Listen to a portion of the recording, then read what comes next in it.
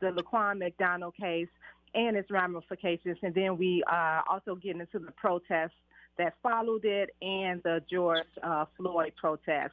I'm just interested to know, as you were researching and filming during these times, what were your thoughts on how it was covered by the news?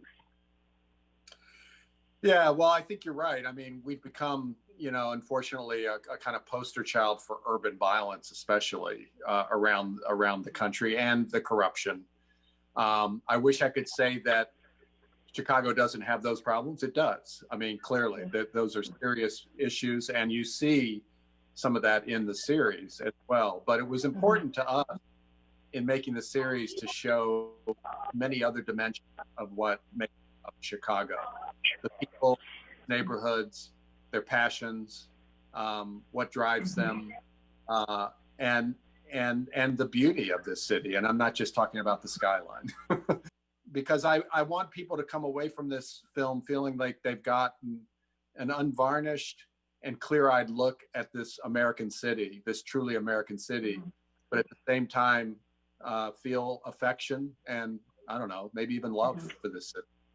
And you mentioned how African Americans were more informed about the trial as opposed to the specifics and, kind of kept up with it, as opposed to the whites in the city. I think, and correct me if I'm wrong, it was a woman who was interviewed, and she said she didn't believe what she was hearing on the news, and she didn't have time to look into it herself. And it was kind of this lackadaisical attitude about it. And this notion of fake news is the term now that's just easy for people to kind of dismiss subjects that they don't want to deal with or that they can't relate to. Yeah, yeah. I was really struck by what you described when we captured it.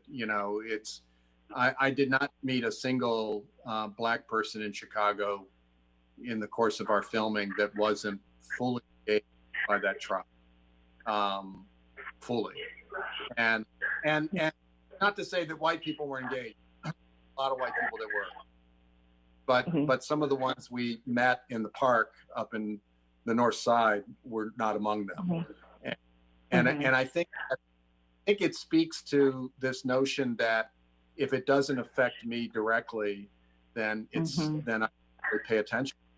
And you're right. I think the fake news, the fact that news and media have become so untrustworthy for a lot of people, rightly and wrongly. I mean, there's certainly plenty of crazy stuff that's out there, but there's also like real news that people are dismissing as fake news.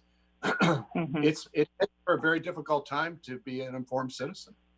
And as we talk about the negatives and the positives and the things that we go through and the things that we rise from, one positive, I think you highlighted a bit in the film, is that after Rob stepped down, we had this historic mayoral election.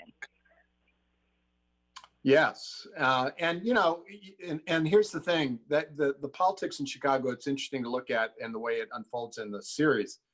On the one hand, it is rough and tumble. It's a blood sport, as someone refers to it in the series. And, and Chicagoans, particularly political Chicagoans, take enormous pride in how tough politics are here.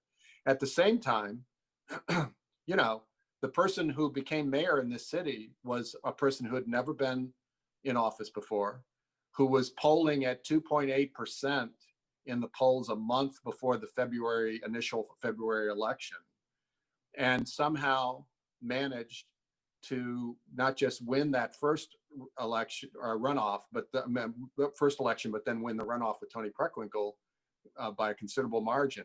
So you can say also that Chicago is a place where it's possible to become mayor when people say you're not the person that the city is going to be, select as mayor. It's, that famous phrase of "don't send nobody that nobody sent." Exactly. Well, nope, nobody sent Lori Lightfoot, and she became mayor of Chicago. Yeah, and she publicly had that fight against the machine that we saw. Yes. Yeah. I mean, I think she wisely ran against the machine. at a time when the machine, between all the corruption scandals, it became a real liability.